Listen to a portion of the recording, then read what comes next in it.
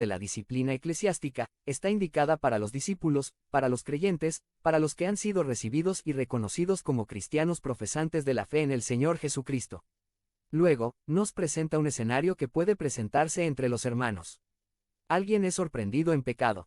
Otras versiones traducen: alguien ha caído en algún pecado, si descubren que alguien ha pecado. Alguien ha incurrido en falta. Creo que captamos la idea.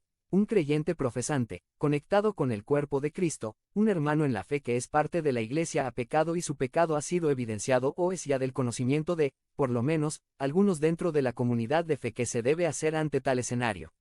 Tristemente, lo que hacemos muchos, es hablar de ello entre nosotros con una actitud de condenación, revelando los pecados de otros a personas que no pueden hacer mucho por ellos, más que seguir murmurando al respecto.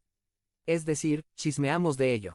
No es chisme, dirás. No estamos diciendo mentiras. Chismear no es hablar mentiras acerca de otros, eso sería calumniar. Chismear es hablar de los secretos de otros a personas que no tenían por qué enterarse por no poder hacer mucho al respecto o bien, que no era de nuestra competencia el comunicarlos. Es una realidad. El pecado se presentará entre los miembros de la iglesia y debe ser atendido diligentemente, pero el pecado no se atiende con más pecado. Chismear no es atender el pecado. Simplemente, hablar insensatamente entre nosotros acerca del pecado de algún hermano, no es atender el pecado, sino es aumentar pecados en la iglesia. Al contrario de todo esto, el pecado dentro de la iglesia se atiende por medio de la disciplina eclesiástica y Jesús nos ha dejado el mapa de Mateo 18, 15 a 17 para ejercerla de tal forma que no nos perdamos como iglesia. Comienza de 3094. Una manera relacional tú y él a solas, tú él y testigos y si es necesario por la falta de arrepentimiento, sigue avanzando hacia pasos formales o institucionales. Dilo a la iglesia y tenle por gentil y publicano. Lo importante es no perder de vista la instrucción que es clara aquí en Gálatas. La acción que debe ser casi instintiva ante el pecado de algún hermano es ser intencionales, oportunos y firmes en buscar la restauración del hermano siguiendo la disciplina bíblica. Eso hacen las personas espirituales. Es decir, las personas llenas del Espíritu Santo. Personas que evidentemente se comportan como verdaderos creyentes en Cristo. Los espirituales muestran la calidad de su fe, no al mirar bajo el hombro a los demás, o condenar farisaicamente al que ha caído, sino en buscar la restauración del hermano sorprendido en pecado. Así que debe quedarnos claro, que la disciplina eclesiástica no está buscando de entrada condenar, expulsar, señalar, exhibir, y cosas semejantes, sino su propósito y objetivo principal es restaurar. La disciplina eclesiástica, primariamente, tiene un énfasis restaurativo. Lo que se busca es que el hermano que ha caído pueda experimentar la dicha del arrepentimiento para recibir el perdón del Señor, primeramente, y comenzar el proceso de atender y afrontar las consecuencias que el pecado ha traído a sus relaciones y circunstancias. En el mapa de la disciplina que Jesús nos dejó en Mateo 18, 15 a 17, precisamente, al atender el pecado a solas con la persona, con testigos, decirlo a la iglesia e incluso cuando se le excluye de la membresía de la iglesia, lo que se busca es que el hermano escuche o haga caso a la confrontación amorosa que la iglesia le está haciendo para que se arrepienta del pecado.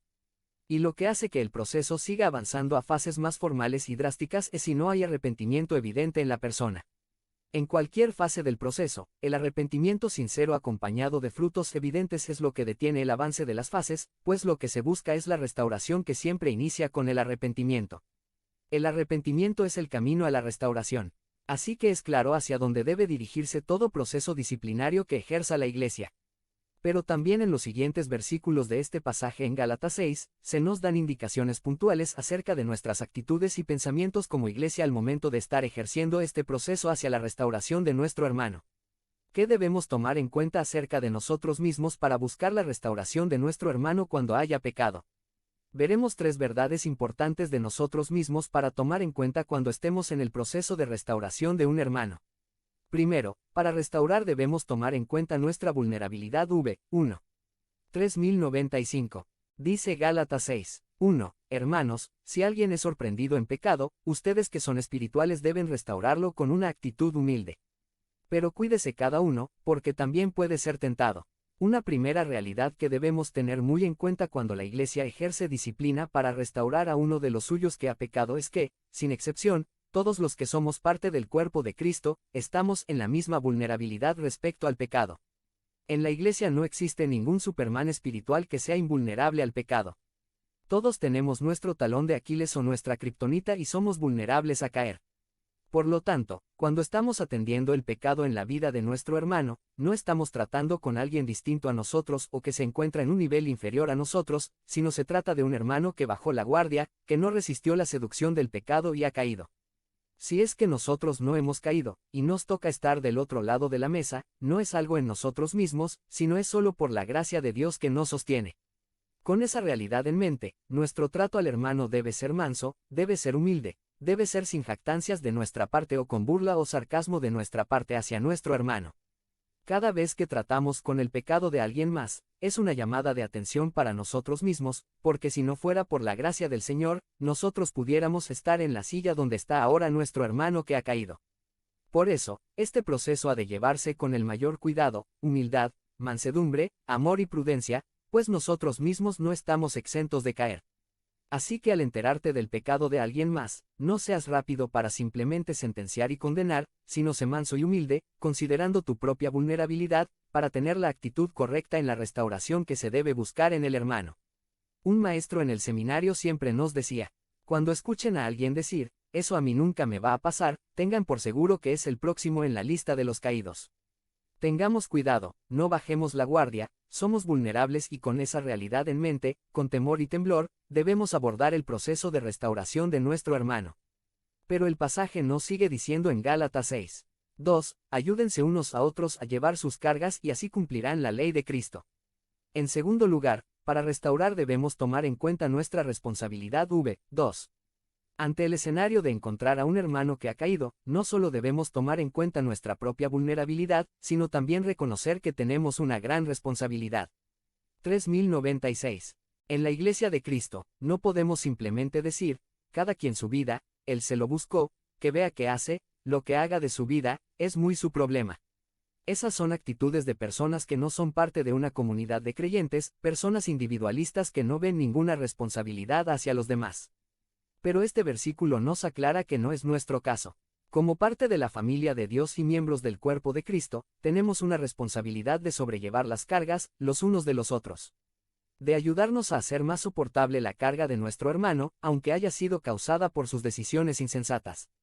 No está diciendo que libréraos a nuestro hermano de enfrentar sus consecuencias, sino que cuando arrepentido esté enfrentando las consecuencias, seamos solidarios, seamos iglesia para aquel que está en un proceso de restauración, de tal forma que se aliviane un poco su carga porque sus hermanos estamos dispuestos a sobrellevarlas con él. El pecado siempre trae consecuencias catastróficas en todos los ámbitos. Las relaciones se rompen, las circunstancias se complican, las decisiones se enredan, y una persona arrepentida de su pecado en un proceso disciplinario restaurativo, que tiene que afrontar dichas consecuencias necesita apoyo, dirección, oración, ánimo, ayuda, soporte, de parte de sus hermanos en el cuerpo de Cristo.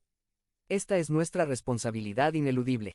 Es tan firme este servicio hacia el hermano que está en restauración, que, al hacerlo, dice el texto, estamos cumpliendo la ley de Cristo. Sobrellevar las cargas de mis hermanos, es cumplir con la ley de Cristo, y la ley refleja el corazón de Cristo. Esto es lo que Cristo mismo ha hecho por nosotros. Él llevó nuestras cargas sobre sus hombros. Él es el pastor que deja las 99 ovejas en el redil y va por la oveja perdida y cuando la encuentra la pone sobre sus hombros y la trae al redil. Así de intencionales y proactivos debemos ser en la restauración de nuestros hermanos que han caído y están en un proceso disciplinario. Debemos ser iglesia, debemos involucrarnos en su restauración, tomando parte de su carga. Por ejemplo, si sus decisiones pecaminosas lo han llevado a la enfermedad física, no lo podemos simplemente dejar sin la atención médica que requiere ahora que está enfrentando arrepentido sus consecuencias. Podemos ver maneras de apoyarlo para que reciba la atención que necesita.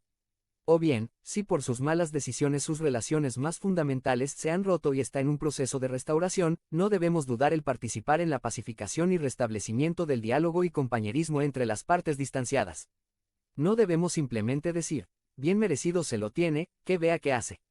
Los que somos espirituales estamos dispuestos a sobrellevar las cargas de aquellos hermanos que cayeron y arrepentidos están enfrentando las consecuencias en su proceso de restauración a la comunión con Dios y su iglesia.